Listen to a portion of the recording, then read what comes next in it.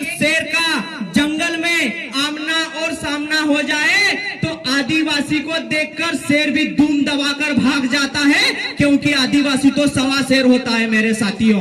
तालियां बजा दीजिए एक बार हमारे समाज के लिए।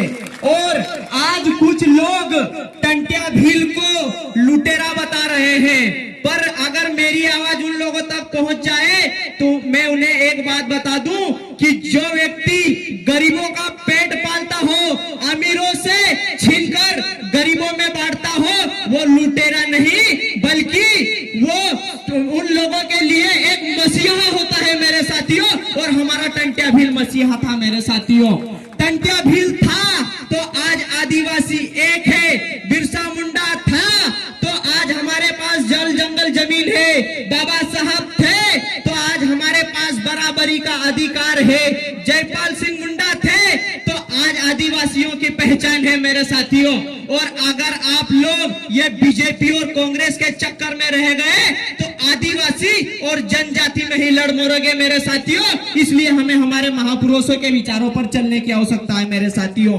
और आज हमारे आदिवासी समाज का विकास तभी हो सकता है जब हम लोकतंत्र के चारों आधार स्तंभ, वो चाहे विधायिका हो, चाहे कार्यपालिका हो, चाहे न्यायपालिका हो या पत्रकारिता हो, चारों आधार स्तंभ में जब तक हमारे लोगों की भागीदारी नहीं होगी मेरे साथियों, तब तक आदिवासी का विकास नहीं हो सकता मेरे साथियों। और आज बेरोजगारी का आलम यह है कि माता पिता अपने बच्चों को कहते हैं कि तू नालायक है, तू निठल्ला है, तुझे ग्रेजुएशन करवाया, तुझे पोस्ट ग्रेजुएशन करवाया, तुझे पीएचडी करवाई, फिर भी तू बेरोजगारी और निठल्ला होके घर बैठा है। तो मेरा उन माता पिताओं से एक ही रिक्वेस्ट है कि अपने पढ़े लिखे बच्चों को कोसने से अच्छा है कि उस सरकार को कोसिए जिसने सालाना 2 करोड़ रोजगार का वादा किया था। 9 साल में 18 करोड़ रोजगार देने थे और नौकरी दिए 7 लाख लोगों को। अब आपके बच्चे का नंबर कहां आएगा, आप ये बात सोच लीजिए। और आज धीरे धीरे देश की तमाम सरकारी संस्थाएं बेची जा रही है मेरे साथियों। ना रहेगा बांस, ना बजेगी बांसुरी, ना रहेगी सरकारी संस्था, ना मिलेगी सरकारी नौकरी मेरे साथियों। इस बात को आप ध्यान रख लीजिएगा। और यहाँ पर विलेश भाई खराड़ी इस जल जंगल की लड़ाई में 60-70 दिनों तक जेल काट के आ रहे हैं। आज ये नहीं दिखाया जा रहा कि जो आदिवासी इस देश की 100% भूमि का मालिक था, आज उसके पास 3% जमीन बची रह गई है। आदिवासियों की भूखे मरने की नौबत आ गई है मेरे साथियों। और हमारे लोगों को मुद्दे से डाइवर्ट करके ये दिखाया जा रहा है कि बाहुबली ने कटप्पा को क्यों मारा, ये दिखाया जा रहा है मेरे साथियों। तो क्या ये बाहुबली और कटप्पा के इतिहास को पढ़ने से हमारे जल जंगल की रक्षा हो सकती है क्या मेरे साथियों?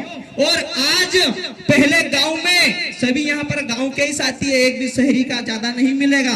पहले गांव में कोई चोर घुस जाता था तो चौकीदार मुनादी करता था कि जागते रहो, जागते रहो, जागते रहो।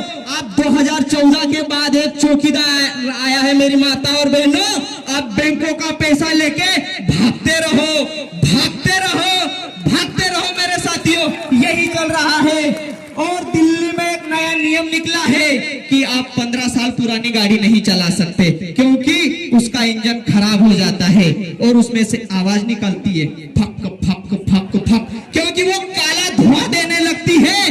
तो ये घोषणावीर मामा को तो 15 साल से ज्यादा हो गए हैं। ये भी तो पढ़े लिखे बेरोजगार युवाओं के भविष्य में अंधकार फैला रहा है मेरे साथियों। इसे कब बदलोगे? बोलिए, बदलना चाहिए कि नहीं बदलना चाहिए? एक जैसे कपड़े हम 15 साल तक नहीं, 15 दिन तक नहीं पहन सकते। एक जैसा खाना हम 15 दिन तक नहीं खा सकते। तो ये एक जैसा मुख्यमंत्री भी हमें 15 साल तक नहीं चाहिए, क्योंकि ये भी आप काम नहीं कर रहा है मेरे साथियों। और आज इस चाय वाले से हमें सावधान रहने की जरूरत है मेरे साथियों, क्योंकि इससे अच्छा तो पान वाला है। इसने तो 15-15 लाख के नाम पे चुनाव लगा दिया, 2 करोड़ रोजगार के नाम पे चुनाव लगा दिया, अच्छे दिनों के नाम पर चुनाव लगा दिया मेरे साथियों। इसलिए हमें सावधान रहने की जरूरत है। और अंत में इतना ही कहना चाहूंगा कि आज ये विकास केवल एक जगह हुआ है कि जो लोग इतना हाफ पहनते थे आज वो फुल पैंट पे आ गए। इससे ज्यादा विकास नहीं हुआ है मेरे साथियों। और जो चड्डीधारी लोग आज आदिवासियों का विरोध कर रहे हैं, सुन लो चड्डीधारियों, हम आदिवासी हैं, पंगा नहीं लेना, मिट्टी में मिला देंगे।